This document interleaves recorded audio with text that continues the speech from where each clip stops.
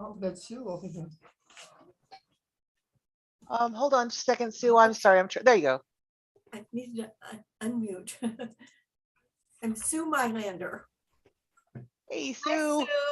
Hi, And then Sue. we've got Michael, who I don't think I can spotlight because he's not on camera, so I apologize. And then me. Hi, I'm Laura. And why don't we start with Lois and come around this way? Lois Sheridan. Joe Mordini. Melody Mordini. And Kevin. Oh, it's all good. That's Miguel. That's Miguel. This is Josh. Ashley.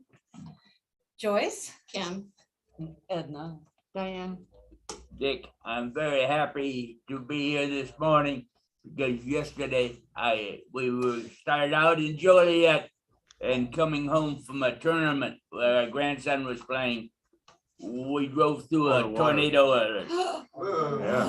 And so You're here. until it got here to Glen Ellen, we knew Glen Ellen's been very fortunate over the years. The But Lord loves us. Good. I couldn't see more than 6 feet ahead of me. That It's must just have a been great so night. scary. Sue this morning said, I feel like I got hit by a truck. Oh, wow. But thank you. I'm Lindsay and glad that Dick and Sue are okay and I'm happy to be here to hear Kim's story. Hey, it's so nice to see everyone and thank you for being here and I hope your expectations are low. But I thought a lot this past week and especially after hearing the other people and Lindsay last Sunday. And I took a lot of notes and so I'm going to be referring to them a lot. It'll help me keep on track and not wander. And so kind of forgive me like looking up and down. I don't, I really don't, but I'll fill the time, I'm sure. I am almost a lifelong Episcopalian and I'll get into that a little bit later. I've been a parishioner here at St. Mark's since 1993 when my husband Blaine, who is now a retired Southwest Airlines pilot, had just gotten out of the Navy and had started his career with Southwest Airlines at Midway. Our kids at the time were like 2 and 5. And so this is, as I said, 1993. Our daughter Alex is now 33 years old. She's an immigration attorney for Legal Aid Chicago. And her husband and 5-month-old baby, our first grandchild, live in Oak Park. So close by, which is nice. Our son, Elliot, is a Navy helicopter pilot and was recently transferred from Norfolk, Virginia to Columbia, South Carolina, where he's teaching ROTC at the University of South Carolina. My dad's family is from Glen Ellen. So when we moved here, my great aunt, now deceased, Carol Bennett, helped us find a rental. And we were pretty poor, I mean, for by Glen Ellen standards when we moved. We barely could make, when you're a new pilot for an airline, you don't make very much money. But she found us this cute little place on Main Street and we were there for a year. And then she helped us find another cute little place that we're in now and have been since 1994. There wasn't ever a question where we would go to church when we came. And, you know, first of all, Lane doesn't really come to church. You don't see him very often, except for social events. I do think and I didn't send him the Zoom link. I do think, I know he sees himself as a part of this church. There's no doubt about it, because I don't ever like to hear the word member, because I think we're bigger and more inclusive than that. And so I think of him as part of our community, and I think the people who know him do as well, but he won't be, very rarely, maybe sometimes on an Easter. But anyway, so my great aunt and my dad's family, they're like, okay, we'll see you at church. And so within, a couple months, I found myself teaching Sunday school and being on the PDO board of directors, and we have wonderful PDO teacher, forever, right? Melody here. Have you been on the board of directors forever, or did you get off? No, Because you're on I the- have stayed on since, whole time? since Wow. I think it's 1995. Wow. And that's true for a lot of, I think, I have to evaluate, but most of us have been on. The teachers have been with us a long time. Miguel and Norma, you guys became a part of PDO, 98. Yeah. So, and which is wonderful. I mean, it's its own family and another part of St. Mark's. How my faith has formed me, especially in my interest in pursuit of social justice. That's kind of what you wanted me. Well, that's what I Part thought of of, it. that's what I thought of when I thought of you. Okay, and that's what I've been trying to think of it from that perspective. So I'll probably wander despite my notes, but I think this is true for most of us, especially for those of us here. Our faith is just a part of who we are. It is who we are. And so it's kind of hard to separate that out, Of course, there are other influences, but I think we all see it through the lens of our faith. At least that's true for me. And so, but the other important factors are relationships, the relationships here, the relationships outside of here, our family relationships, friends, and that's incredibly significant, as well as certain events. And I thought about some, and it could be tomorrow, I would think of others, and it would be a totally different list. But I kind of made a list of things that I thought were times and points in my life that really got me thinking more about my faith and what it means and how I'm supposed to respond. And of course, I was baptized when I was like 10. So I was older than most, a traditional Episcopal, babies are baptized. And so I was 10 and I was confirmed like a year or two later in the same church in Hampton, Virginia. The baptismal covenant at the time really just was something that I had to know, and it really probably didn't resonate with me the way it does now, and has increasingly been an important part of how I see my faith.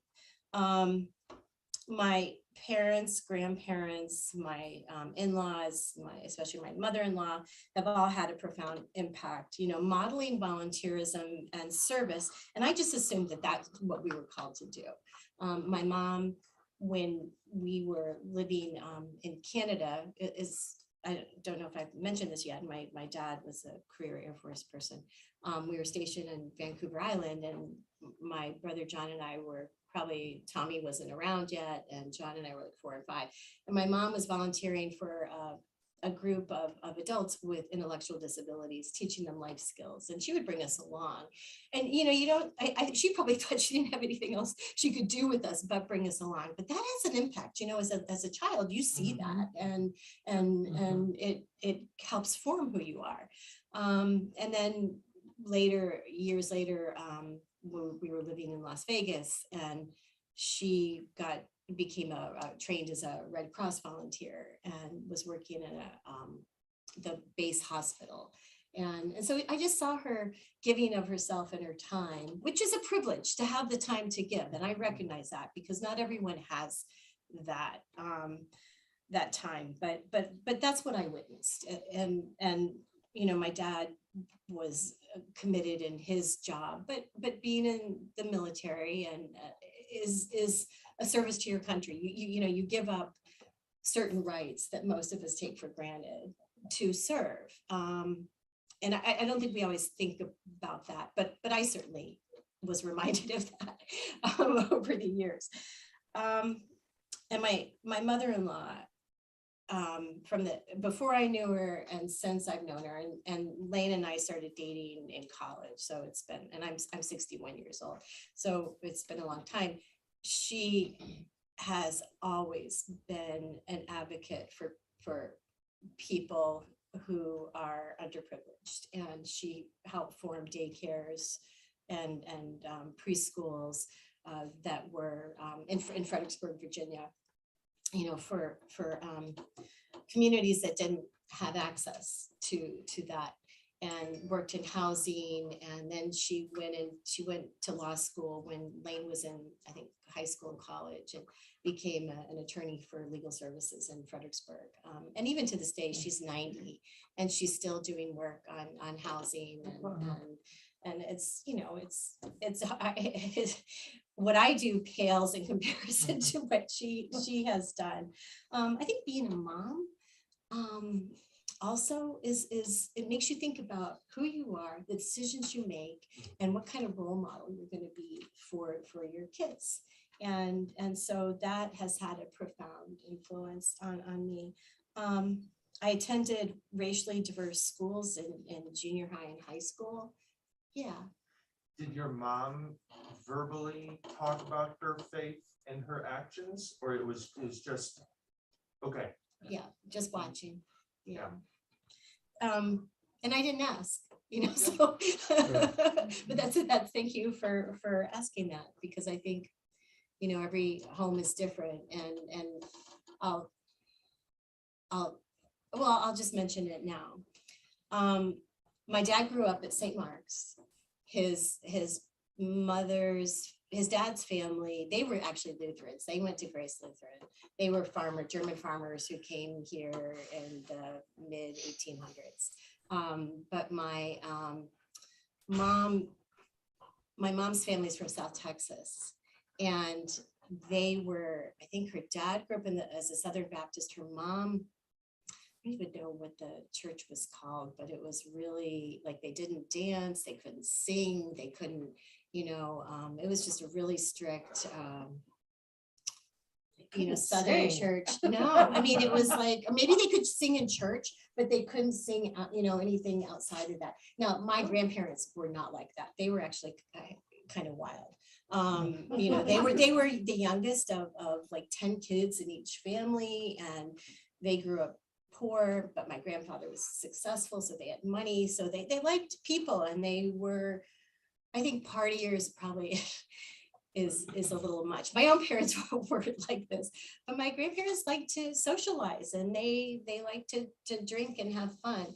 They would be connected to the Southern Baptist Church, but did they go regularly? No. They made sure their kids went to Sunday school, and then when my parents got married, even though my dad's family was still coming here, my dad was, at the time, he said he told my mother he was an atheist. And my mom, I think she always had a quiet faith that she didn't talk about a lot. And then she made sure that we went to Sunday school. And eventually my dad came around. I think as you get older, that can play a part in how you see the world. And he kind of he returned to his faith. And I don't even know what prompted him to move away from it. But I don't think that's uncommon for young people when they go away to college, you know, to want to create their own identity. And maybe he was forced to go to church and hated it. And so he decided that, you know, he didn't want to believe anymore. I don't know. But they did come back to the church. I think they came back to the church because they had 3 children and they wanted to bring them up in a faith, and the Episcopal Church, that's where they went. And so that's why I said almost a lifelong Episcopalian. I had connections, but, you know, it was when I was 10, 11, and 12 that my family really became a part of the Episcopal Church. So these other events that, so I mentioned racially diverse schools in junior high and high school. Ironically, that was in Virginia and Maryland where I experienced that. Very different from my own kids when they started school here in Glen Ellen. The church split that we had here in 2003, 2004 over sexuality, that was a huge shift, maybe a focus, gave me a different focus on what does Christian love mean? Who do we Who do we embrace? Who is it for? And that was a really painful, those of you who were here for that was a really painful experience for all of us. It was kind of like a death. A third of the parish left, all our clergy left.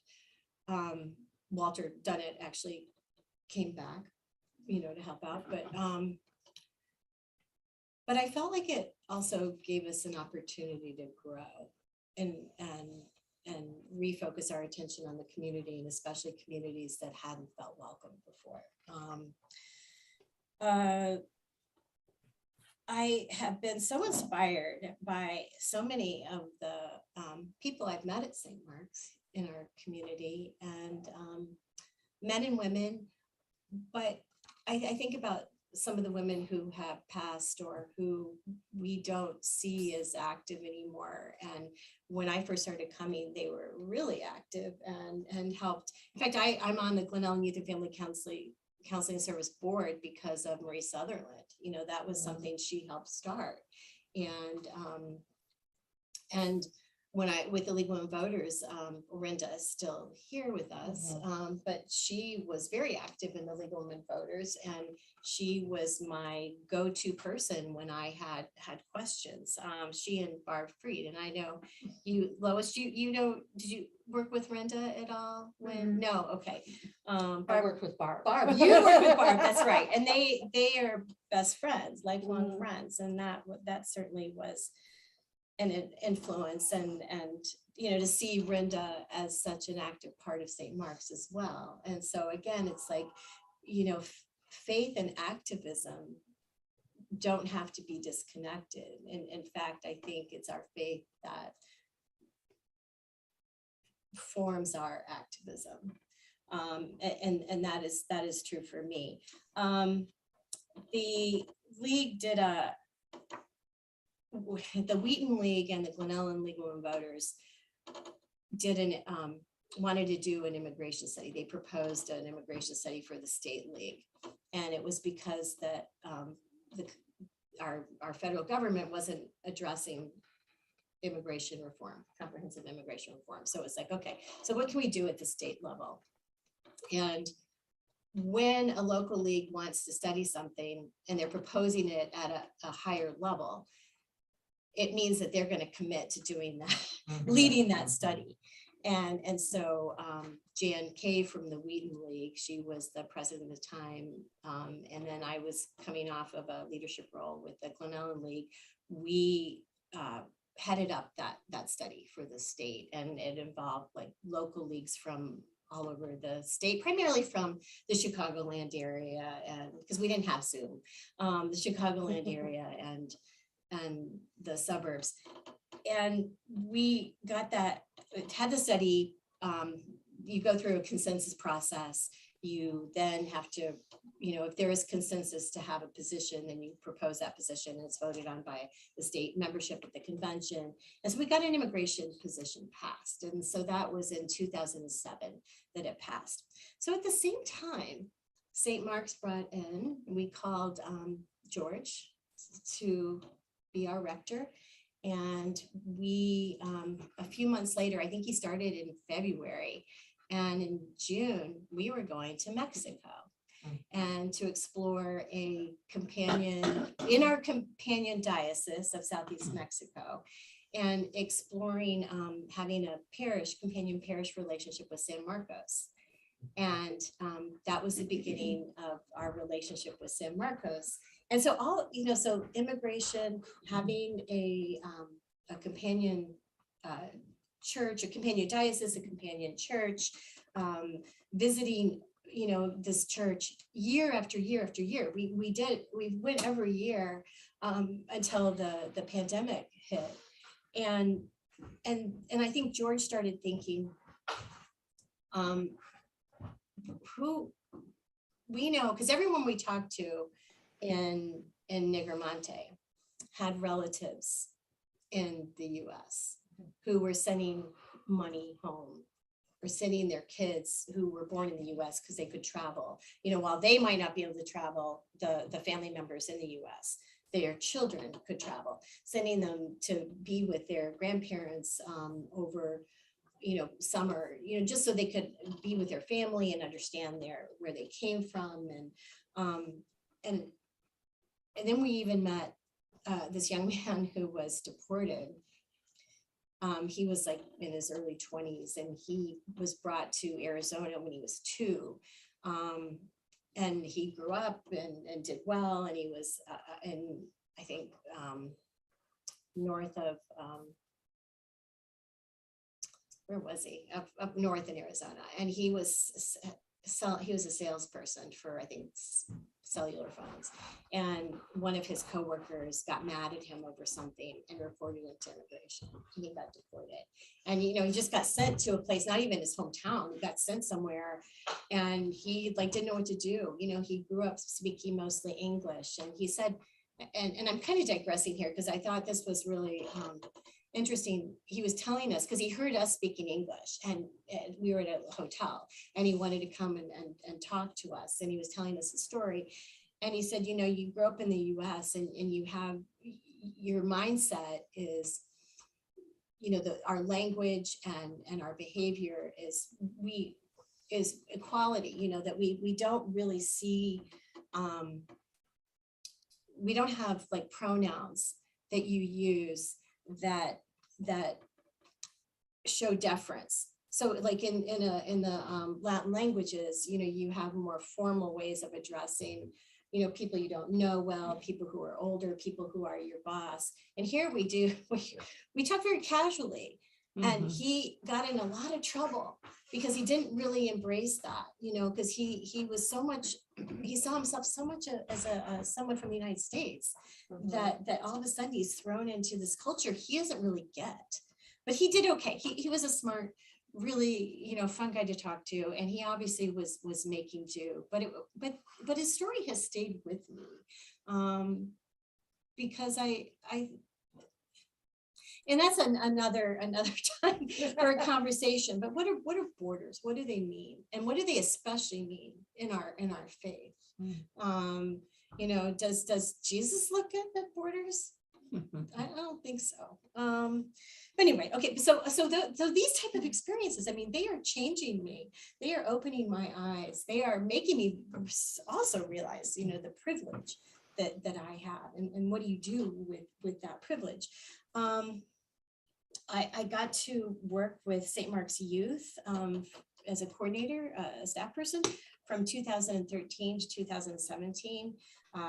Participated in many confirmations, and again, going back to the baptismal covenant, you're hearing it again and again, and the confirmants each had to get up and do a presentation, and they had to talk about the promises that they are making, the part of the baptismal covenant that means that resonates the most with them, and when you're leading and guiding these young people, again, you have to think about how do you feel about that? And then of course, for me, our faith is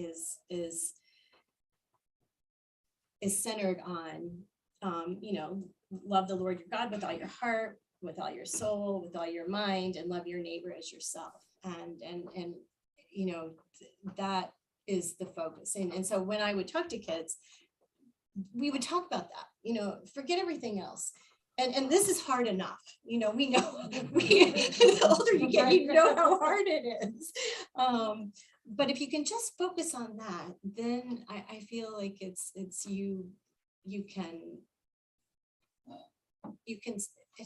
center you, it can help direct you. And so I don't want to run out of time. Okay, so I mentioned I was a military brat. My dad was career Air Force. Both my brothers were career Air Force. My dad was from Glen Ellen, raised at St. Mark's. My mom met my dad when he was in navigator training. She was that was all in Harlingen, Texas, which is a border town. We moved all over: California, Alabama, Vancouver Island, Canada, Texas, Nevada, Virginia, Maryland, and Florida. I attended 9 different schools before going off to college. And I was really shy as a kid. That was hard. But my mom was a rock. She was like, I felt, I do know, if you're if you have some solid people with you, you know, that you can rely on, you're gonna be okay. I had mentioned that my dad was Episcopalian, my mom is Southern Baptist. We went to, it was kind of funny. So when my mom had us start going to church, to Sunday school, the first time I remember is we were living in Canada, and she would just drop us off and then just put the car out front to pick us up when it was over. Like, that was weird. You know, I hope she doesn't watch this, because I really thought it was, I think a strange. lot of people used to do that. Yeah, I guess so. Yeah. I guess Uh-huh. so. But they, you know, they made up for it later, you know, when honking the horn, getting us in the car so we could all go together when I was in high school, when I didn't want to go. And I had said that when we moved to Hampton, Virginia, that was where my mom decided we would attend church, and she was received into the Episcopal Church, and my brothers and I were baptized, and then a year or two later I was confirmed, which was young. I mean, that's, you know, because here it's what, 8th grade. I wasn't profoundly impacted by the experience, but it didn't matter that we all went to church together. That was, I think, really important. And I think to be times, as eventually it becomes part of who you know, part of what you do.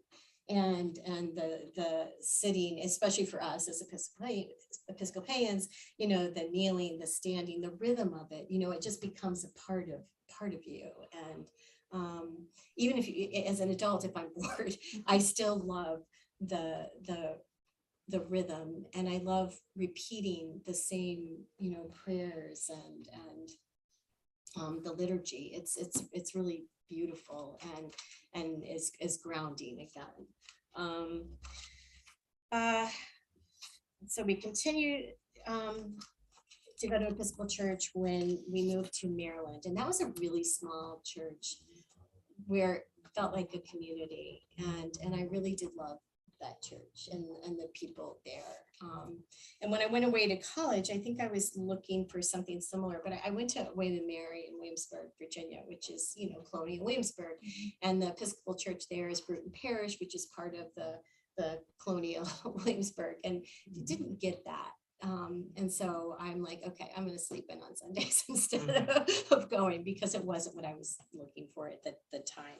I would occasionally go. There was a Catholic church right adjacent to the campus, and I would go with a really good friend occasionally, like on Easter, to church. So not to pat myself on the back, because I know, you know, going once a year is not a big deal, but it was nice to have that there. And as we all know, that the service, the liturgy is pretty much the same. My public schools in Virginia and Maryland, as I said, were very diverse racially. Part of it's because you know, where we lived, but also being near military bases, because I think the military was pretty progressive early on in integrating. And so you had more integration. Not that things certainly weren't perfect, but I think they gave me hope, you know, for more progress than we actually have seen over the years. College was different. College, William & Mary had Black students, but not many, and I don't think they felt welcomed. I think that was, and Williamsburg too, aside from the colonial part, you had a lot of Black neighborhoods. And so the downtown part that wasn't part of historical Williamsburg was predominantly Black. The staff, aside from professors, you know, were predominantly Black, but there was not a lot of interaction. And that was really disappointing. And you're from Virginia, Lindsay. I think you probably had similar experiences, maybe. Yeah, sort of. I mean, I can visualize everything you're talking about, like down to a T. I think maybe by the time I went to Hollins, there was more diversity, and at least in terms of race, because there's by definition no gender diversity there. But most of the staff being Black and not a lot of African American professors, definitely saw that. So I know it's different. I know it's very different now, just the Wow. friends that I have. It hasn't changed fast enough, so it's different, but maybe not as different as it, yeah. Mhm. Yeah, and so I wish I had thought more when I was younger, like when we moved here, about intentionally looking for a place where maybe we could have had our children attend school with more children who didn't look like them, that was more diverse. That diversity has come. I mean, this area is certainly so much more diverse than it was when we first moved here, which I think is a really good thing. But I need to help myself. I said I had met Lane at William and Mary. I graduated, we're the same age, and we graduated high school at the same time, but it took him 2 years longer. First of all, my dad said I had 4 years, and that was it. I needed to graduate. Lane had transferred, he had taken a semester off, he changed majors. So 2 years later, he graduates, and he decides that his parents were so different from my family. Growing up in the strict military family, and Lane has these really progressive liberal parents who look like hippies at the time. It was kind of funny. And he's like, I want to fly. I'm going to join the military. And his parents were great about it. But both my brothers at the time were in flight training for the Air Force. My dad was a navigator. I think Lane just kind of glamorized that whole thing. He didn't get in the Air Force, he got in the Navy. And so that's the path he took. And I'm thinking, so I'm going to live my mother's life. And that wasn't such a bad thing. But when you're like, 22 years old, you don't want to think you're living your mother's life. But we got married, and I was working in DC for a couple, for I think it was like 3 years, for a couple non-for-profits. And then he went to Corpus. He was in Pensacola, then he was in Corpus Christi, Texas, and he asked me to marry him. We got married in Florida by our Episcopal priest from Maryland. He came down to marry us, which was lovely. And then we were in Corpus Christi for 3 months after that, moved to Jacksonville, Florida for 5 months. And then 2 months later, or for 5 months, and then we were on our way to Maine, to Brunswick, Maine.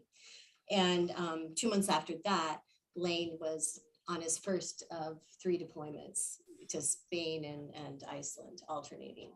And I got a job, because I didn't have kids at the time. I got a job working with a local law firm that represented the AFL-CIO in Maine.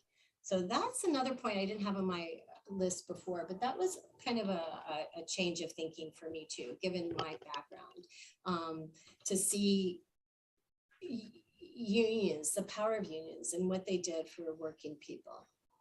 And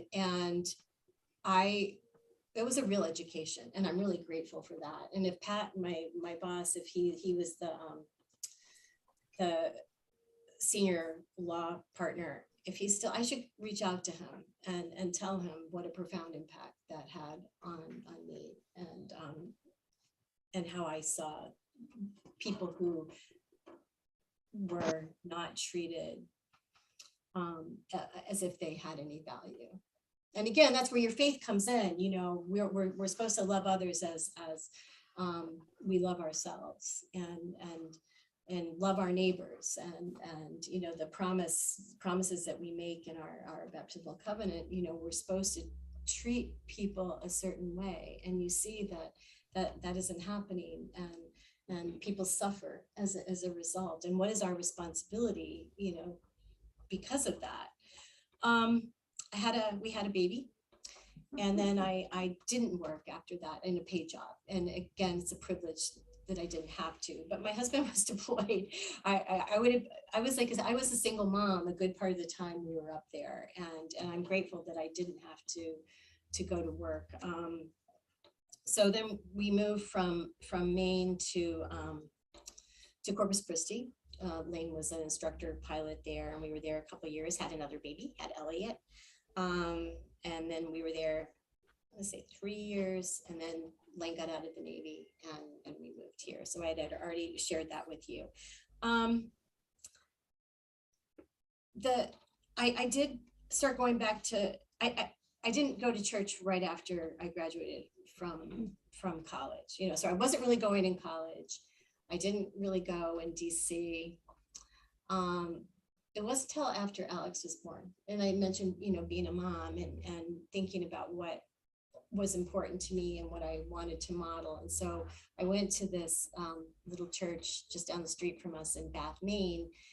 And it was wonderful. And again, I'm hearing messages of social justice in this church. At the time, it was like women's reproductive rights, you know, and I was again caught by surprise, thinking, you know, here you're hearing activism in a faith community, and it was out of love, and I remember what the priest's wife said was she had written a letter to the editor about afterbirth abortions, how so many people advocate and speak on behalf of the unborn child. But once that child's born, what do we as a society do? They, in a sense, are an afterbirth abortion. And that was really profound. Moved to Corpus Christi. I went, took the kids, two little ones, to St. Bartholomew's in Corpus. And you think of Texas and you know, for a lot of us, we think, oh, you know, it's so conservative. Well, again, we had an adult education series that talked about sexuality and what that looks like in the church and how we are supposed to respond. And they brought in psychologists to come and talk about it. And that was very eye-opening and educational. And again, the church helping bring that education. And I actually felt when we moved here, as much as I have always loved St. Mark's, we weren't having those conversations here when I moved here. We weren't talking about women's reproductive rights. We weren't talking about sexuality. I think we're in a very different place now, and not that everyone's going to agree. And as Jen mentioned in her sermon last week, you know, we have to be comfortable with questioning, but we also have to be comfortable with our differences and you know, with gray areas or messy areas. You know, it's okay. You know, doesn't mean we can't be here and worshiping together, you know, wherever we are. And so, and I think about too, you know, about what Lindsay talked about last week. You know, you're concerned for like salvation, you know, about the people you love, your dad especially. And I that made me think about a story that happened here at St. Mark's when my daughter was in 6th grade. St. Mark's had just hired a new youth person, and he told the kids that they had to accept Jesus as their personal, you know, savior in order to be part of the afterlife, to be saved. And my husband was raised in the Unitarian church, and she was very worried about him, and she was, you know, couldn't sleep at night, you know, because she was so worried what was going to happen to her father. And I never saw church. I always thought of, and maybe this is, you know, just like not thinking enough, but I never questioned that myself. You know, I saw love as this universal love, that was Jesus's message, that God and Jesus, God through Jesus and the Holy Spirit, that love was there. It was whether we were receptive to it or not, you know, that was the hard part. But anyway, I reached out to the then rector, and he didn't back me up on this. And so I called, you all know Susie Holding, who was at the time a new priest in the diocese. And I believe she was at Trinity in Wheaton at the time. And I said, what do I do with this? How help me here?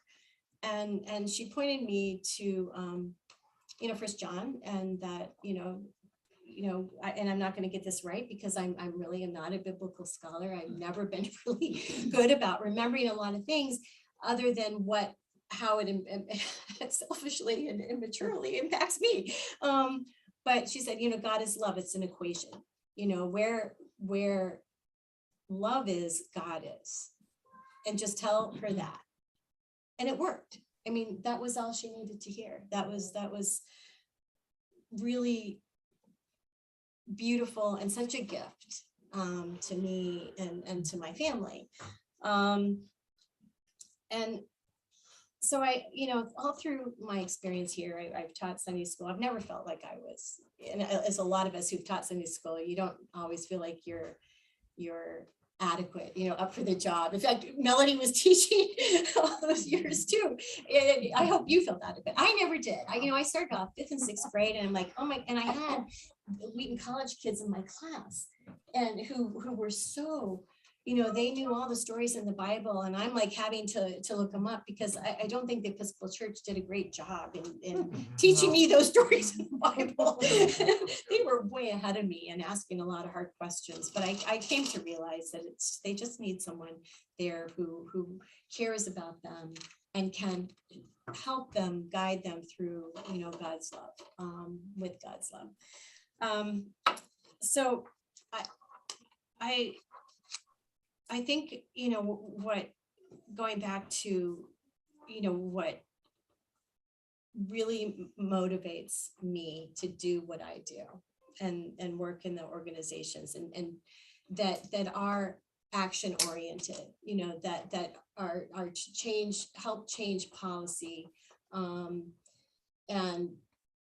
because that's what I think all the things I work on pretty much come down to that, whether it's the One Community, Legal Women Voters, even with Glen Ellen Youth and Family Counseling Service, is to advocate for, mental health, for housing, for immigrants, for, vulnerable populations. And it stems from my faith. And when we hear this, we just heard it at confirmation, but we're asked in the baptismal covenant, will you seek and serve Christ in all persons, loving your neighbor as yourself? And we respond, I will, with God's help.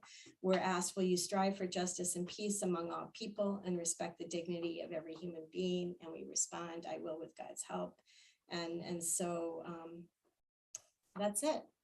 That's what makes me do what I do. And I'm really privileged to be able to do it and to have such great people who have inspired me and many of you at the table, and others at St. Mark's and in the community. And I mentioned we can only do this together. No one person can do it. We have to all work as a team, and I'm really proud of St. Mark's. I'm really grateful for the Black Lives sign matter out, the Pride sign we've had out, the signs in Spanish, the welcoming everyone.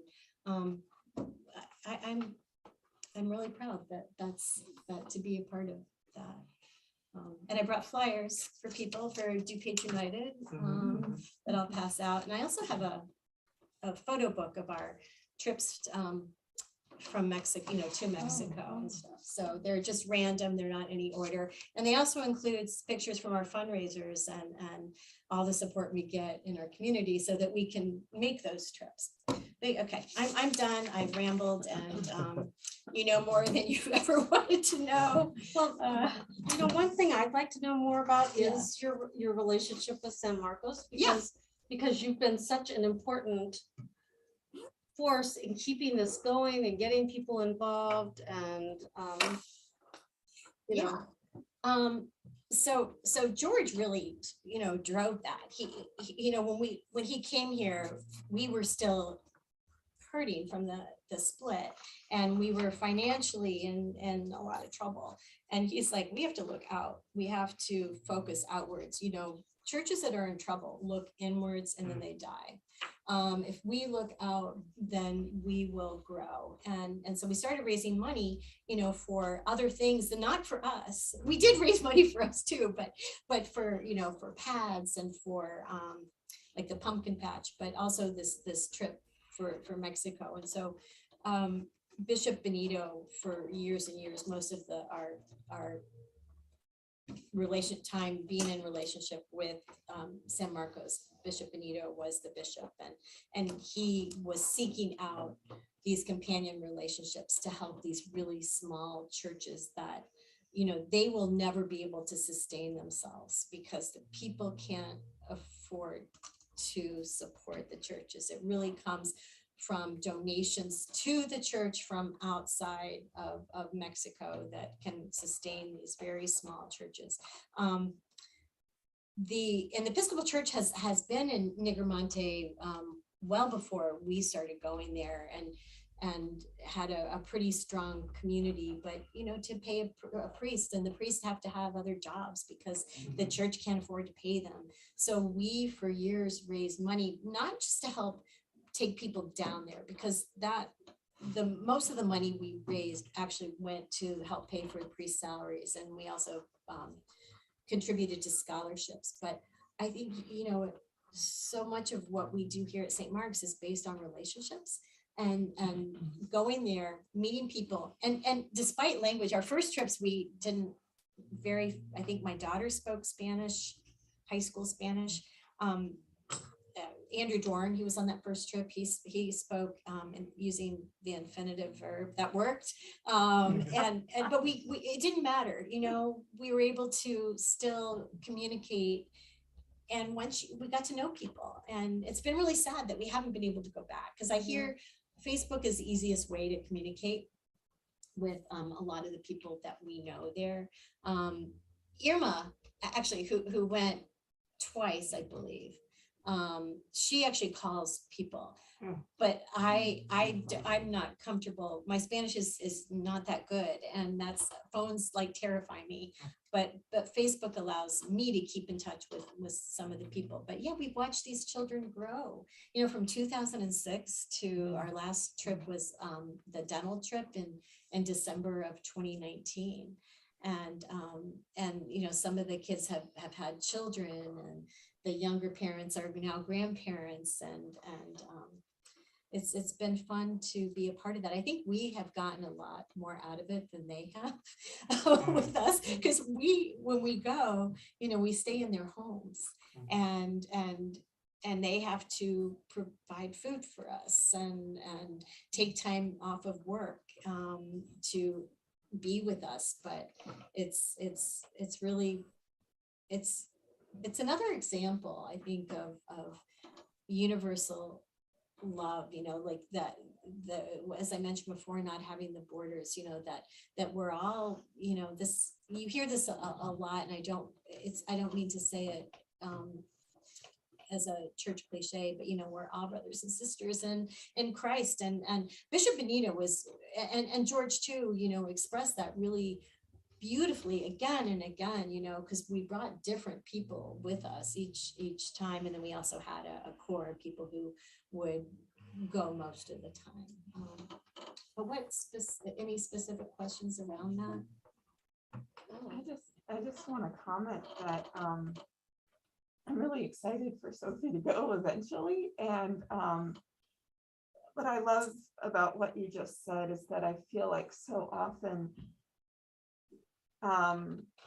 or the impression of a mission trip is we're going to go help people, and that's a good thing. It is a good thing to go help people, but it's like the whole sense that it's a mutual relationship, and it's a lesson in humility for us to go and receive the hospitality instead of going to I mean, and we want to give back to that hospitality, but it's more about learning who they are and loving them, and receiving it all humbly. I just love that. I love that this is that the relationship formed is one that understands that, and wow, my ability to go with Sophie as a chaperone is kind of complicated by other factors in my life, so I don't know if I'll ever have the opportunity, but I'm excited that I think Sophie will someday. And yeah, that makes me just really, really happy. Yeah. And I tell you something was really fun. And you express that so beautifully. That's exactly the situation. And it's really, it was hard for people to understand, because they would say, what do you do there? What are you going to do? And at first we kept asking for projects, and they were creating these projects, for us to do, when really what they wanted, eventually Bishop Benito said, we want you just to do some VBS with our kids and talk to our people and just live with us. But sometimes it's hard to raise money though, just because of it, people not getting how important this is and what it is. Yeah, it's probably easier to raise money for playground equipment or Absolutely. of a tangible things. And I think that, in education, that's the thing. Nobody wants to raise money to pay salaries and for supplies. They want the buildings, they want the shiny fancy stuff. Yeah. And it's like, but that's not what we need.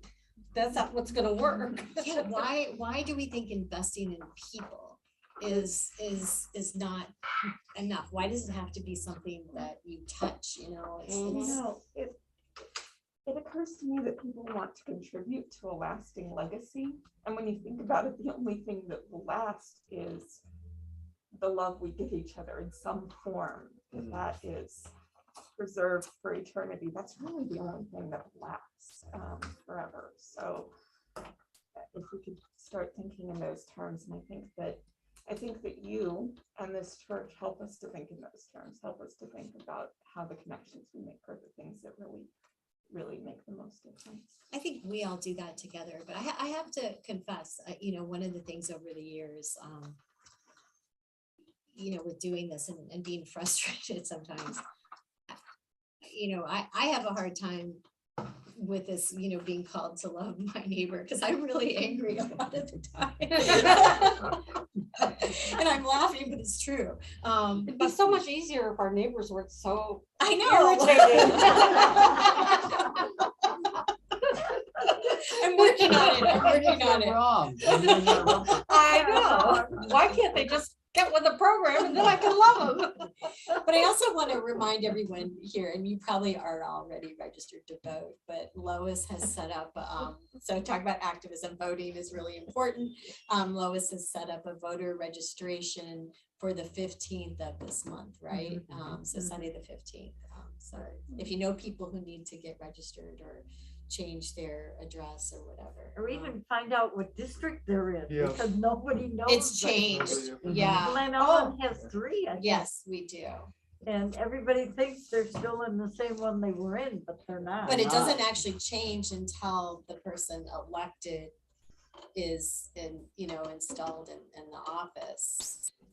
But you're voting for a very different district than what you're living in right now. And it's hard to find that information It out. is. Like, I've looked online at maps and I'm like, I have but where to- is this line and Right. which side of the line am Yeah. I on? And it's, Yeah, it's you know, confusing. yeah, it's Very confusing. The information is not really Yeah. great out there. And you can actually